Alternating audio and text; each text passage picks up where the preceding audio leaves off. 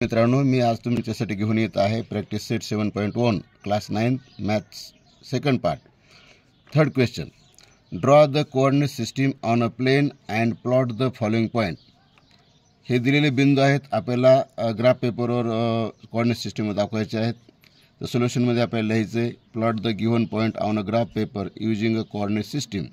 आणि ग्राफ पेपरवरून आपल्याला अशा प्रकारे XY निर्देशक पद्धती म्हणजे कोऑर्डिनेट सिस्टीम काढायची आहे. आणि काढल्यानंतर आता आपण एक एक बिंदू स्थापन करणार आहोत. पहिला बिंदू आहे L -2, 4. आता हा बिंदू कोणत्या चरणात येतो? याचे चिन्ह आहेत मायनस प्लस, म्हणजे हा येतो दुसऱ्या चरणामध्ये. तर आपल्याला दुसऱ्या चरणात यायचे. या दुसऱ्या चरणामध्ये X इंडिकेटर आहे -2 कोऑर्डिनेटर, -2 वर यायचे. आता या -2 जाणारी रेषा पाहिजे दुसऱ्या चरणामध्ये. आणि याचा आहे दुसरा Y इंडिकेटर 4 वर यायचे वायमध्ये. इथून दुसऱ्या चरणात रेषा पाहिजे. आणि या दोन रेषा एकमेकीला ज्या ठिकाणी छेदतात तिथं हा बिंदू प्लॉट करायचा आपल्याला. तर हा बिंदू प्लॉट झाला L -2, 4. सेकंड आहे M 5, 6. आता याचे निर्देशक प्लस प्लस आहेत, म्हणजे हा पहिल्या चरणात येतो. आता पहिल्या चरणामध्ये 5 वर आलो X वर आणि 6 वर Y वर यायचे. आणि या दोन रेषा पाहिजे आपल्याला. या दोन रेषा इथं मिळतात, म्हणून या ठिकाणी आपण बिंदू स्थापन करायचे M 5, 6. थर्ड आहे N -3, -4.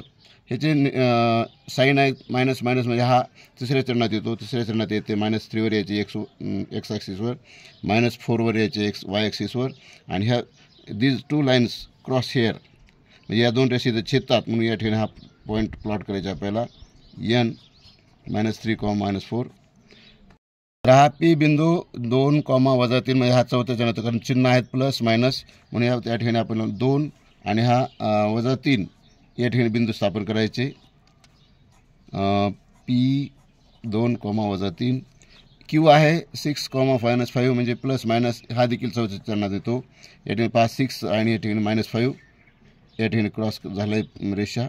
इथं बिंदू स्थापन करायचे Q 6, -5. S 7, 0. या ठिकाणी जर पाहिलं आपण तर या बिंदूमध्ये एक निर्देशक 0 आहे, म्हणजे कोण 0 आहे? Y 0 आहे, म्हणजे हा X वर येईल. X निर्देशक 7 आहे, प्लस आहे, म्हणून हा X अक्षाच्या उजव्या बाजूला येईल, म्हणजे या ठिकाणी इथं बिंदू स्थापन करायचे आपल्याला S 7, 0. आता T 0, -5 आहे, 0, -5, म्हणजे या ठिकाणी इथं देखील एक निर्देशक 0 आहे, म्हणजे X 0 आहे, म्हणून हा Y वर येईल. तर Yचा निर्देशक -5 आहे, म्हणून तो खालच्या बाजूस येईल -5 वर. या ठिकाणी बिंदू स्थापन करायचे आपल्याला T 0, -5.